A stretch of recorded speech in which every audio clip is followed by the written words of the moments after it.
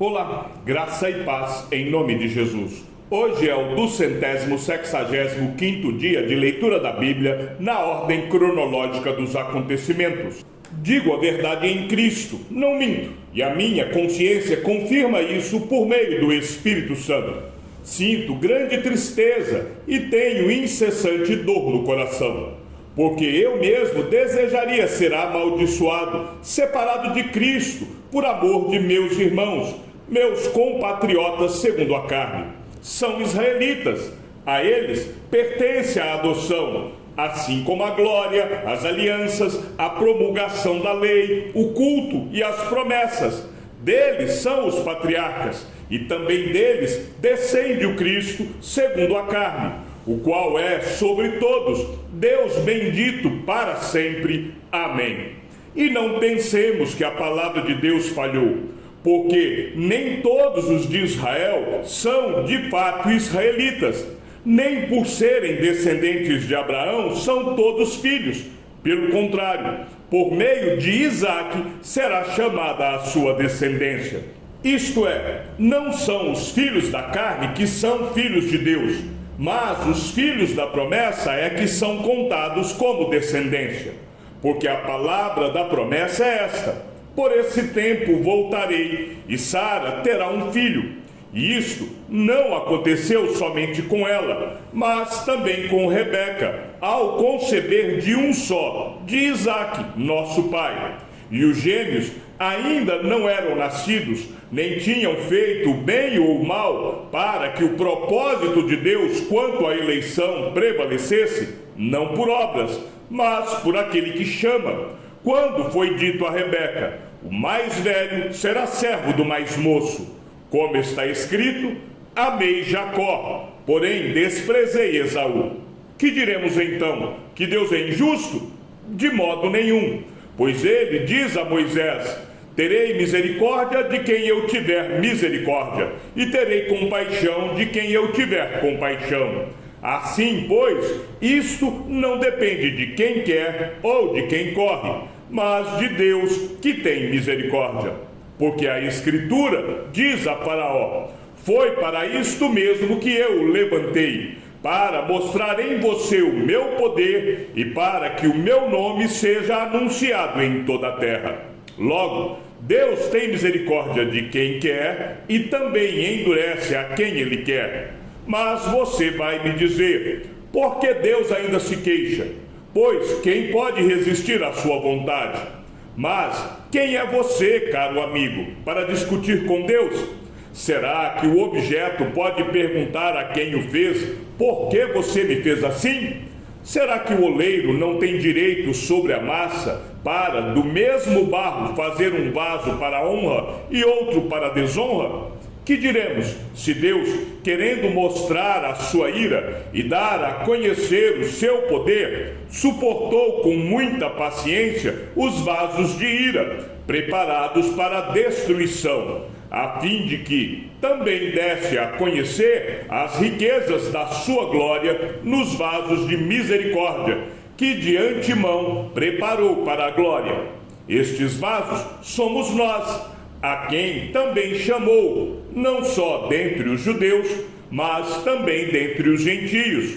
Como também dizem Oséias: chamarei de meu povo ao que não era meu povo, e de amada a que não era amada. E no lugar em que lhes foi dito: vocês não são meu povo, ali mesmo serão chamados filhos do Deus vivo. Mas Isaías clama a respeito de Israel: ainda que o número dos filhos de Israel seja como a areia do mar, o remanescente é que será salvo, porque o Senhor cumprirá a sua palavra sobre a terra, de forma plena e em breve.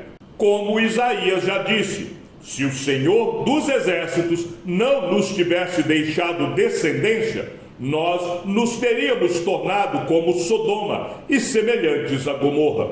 Que diremos então? Que os gentios, que não buscavam a justificação, vieram a alcançá-la, a saber, a justificação que decorre da fé, e que Israel, que buscava a lei de justiça, não chegou a atingir essa lei. Por quê? porque não a buscou pela fé, mas como que por obras. Tropeçaram na pedra de tropeço, como está escrito: eis que ponho em Sião uma pedra de tropeço e rocha de ofensa, e aquele que nela crê não será envergonhado. Irmãos, o desejo do meu coração e a minha súplica a Deus em favor deles é para que sejam salvos, porque dou testemunho a favor deles de que têm zelo por Deus, porém não com entendimento, desconhecendo a justiça de Deus e procurando estabelecer a sua própria justiça, não se sujeitaram à justiça que vem de Deus, porque o fim da lei é Cristo, para a justiça de todo aquele que crê. Ora, Moisés descreve assim a justiça que procede da lei: aquele que observar os seus preceitos, por eles viverá. Mas a justiça que procede da fé afirma o seguinte: não pergunte em seu coração quem subirá ao céu, isto é, para trazer Cristo lá do alto, ou quem descerá ao abismo, isto é, para levantar Cristo dentre os mortos. Porém, o que se diz? A palavra está perto de você, na sua boca e no seu coração, isto é, a palavra da fé que pregamos. Se com a boca você confessar Jesus como Senhor, e em seu coração crer que Deus o ressuscitou dentre os mortos, você será salvo. Porque com o coração se crê para a justiça, e com a boca se confessa para a salvação. Pois a Escritura diz: todo aquele que nele crê não será envergonhado, porque não há distinção entre judeu e grego, uma vez que o mesmo é o Senhor de todos, rico para com todos os que o invocam, porque todo aquele que invocar o nome do Senhor será salvo. Como, porém, invocarão aquele em quem não creram? E como crerão naquele de quem nada ouviram? E como ouvirão, se não há quem pregue? E como pregarão, se não forem enviados? Como está escrito: quão formosos são os pés dos que anunciam coisas boas. Mas nem todos obedeceram ao Evangelho. Pois Isaías diz: Senhor, quem creu em nossa pregação? E assim, a fé vem pelo ouvir, e o ouvir pela palavra de Cristo. Mas pergunto, será que eles não ouviram? É claro que sim. A voz deles se espalhou por toda a terra, e as palavras deles alcançaram os confins do mundo. Pergunto mais, será que isso não chegou ao conhecimento de Israel? Moisés já dizia: eu farei com que vocês fiquem com ciúmes de um povo que não é nação. Por meio de gente insensata, eu os provocarei a ira. E Isaías é tão ousado que diz: fui achado pelos que não me procuravam, revelei-me aos que não perguntavam por mim. Quanto a Israel, porém, diz: todo dia estendi as mãos a um povo desobediente e rebelde. Então eu pergunto: será que Deus rejeitou o seu povo?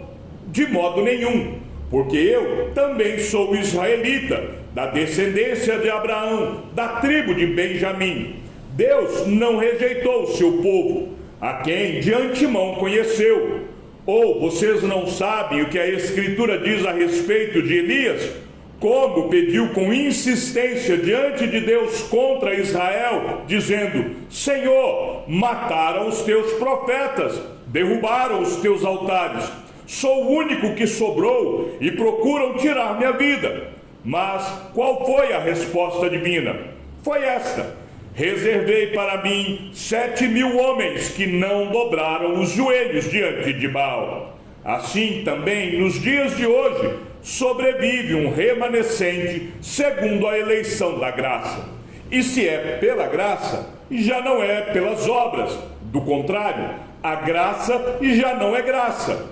Que diremos então?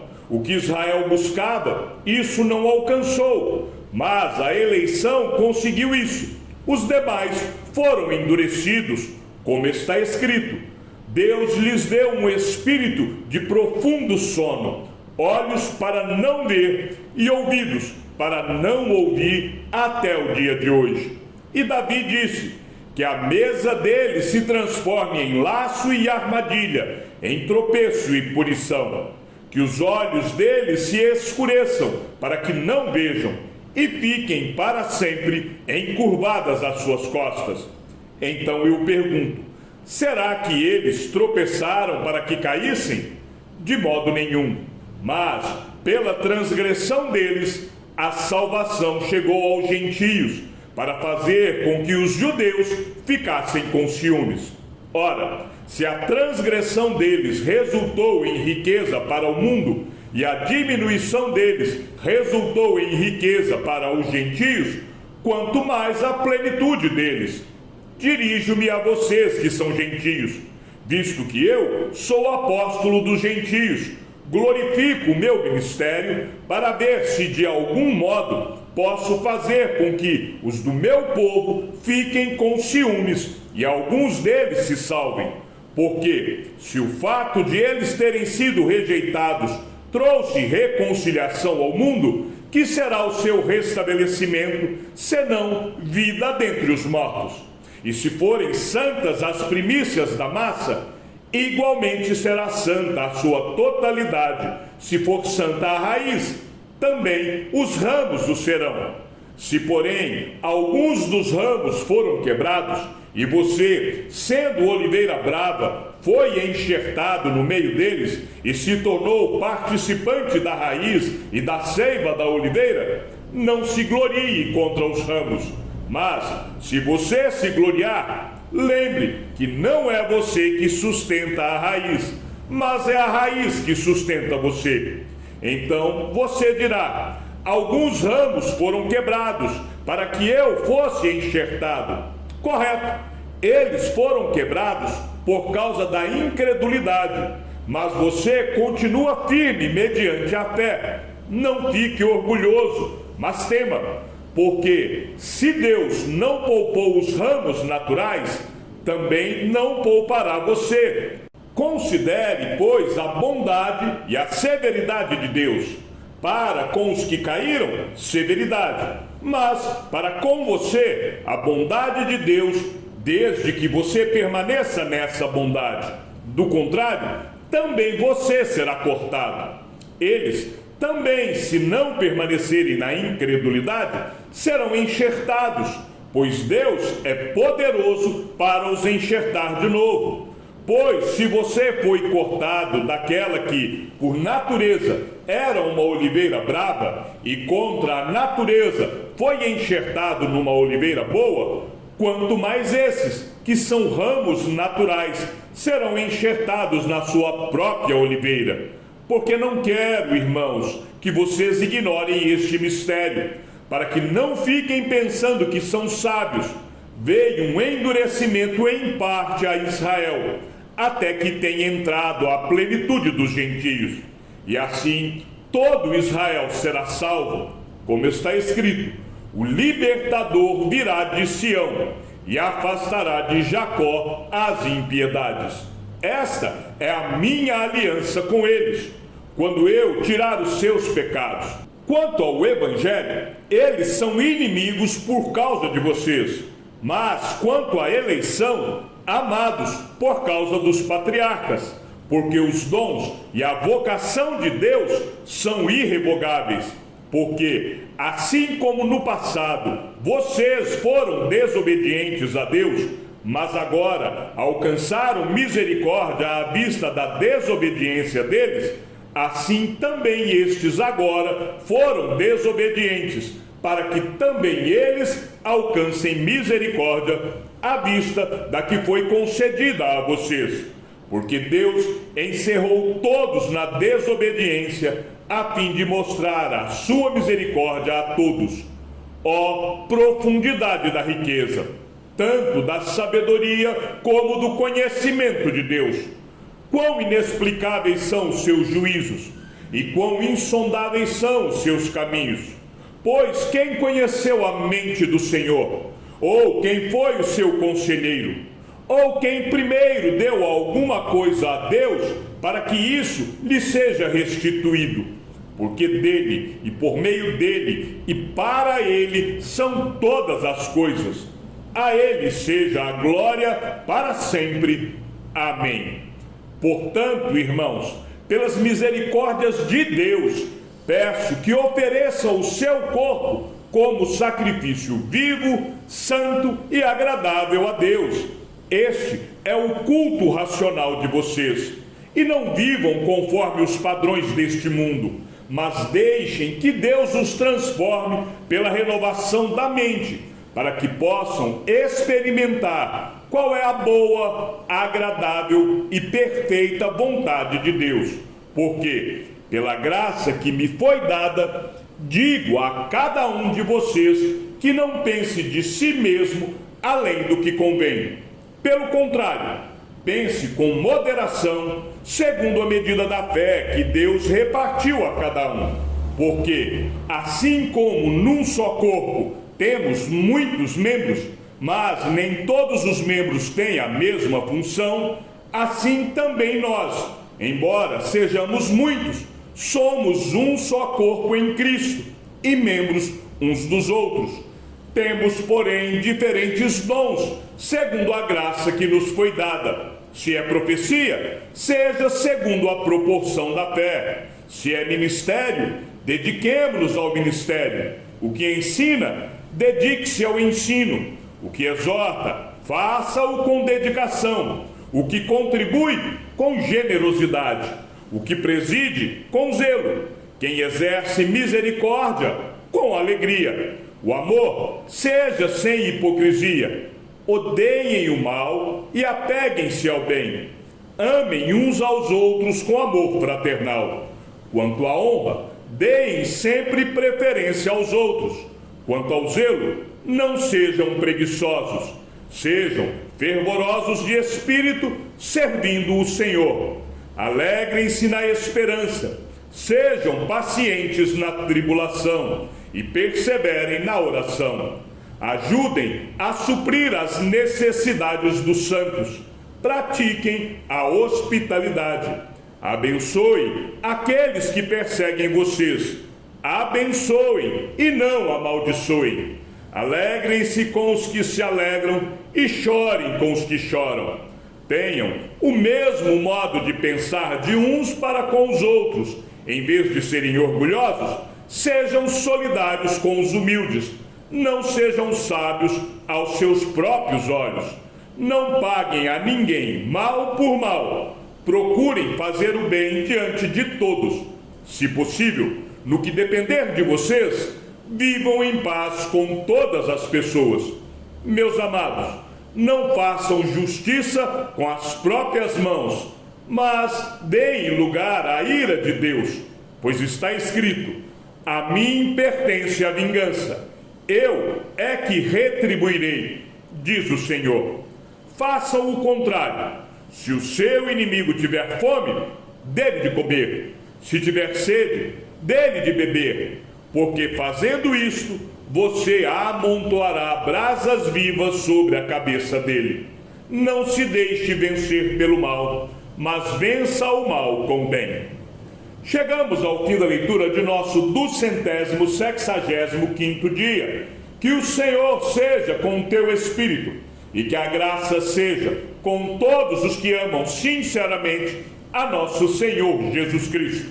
E ao Deus único e sábio seja dada toda a glória, e que a sua vida seja sempre para mais em Cristo Jesus. Um forte abraço e até amanhã, se assim o Senhor nos permitir.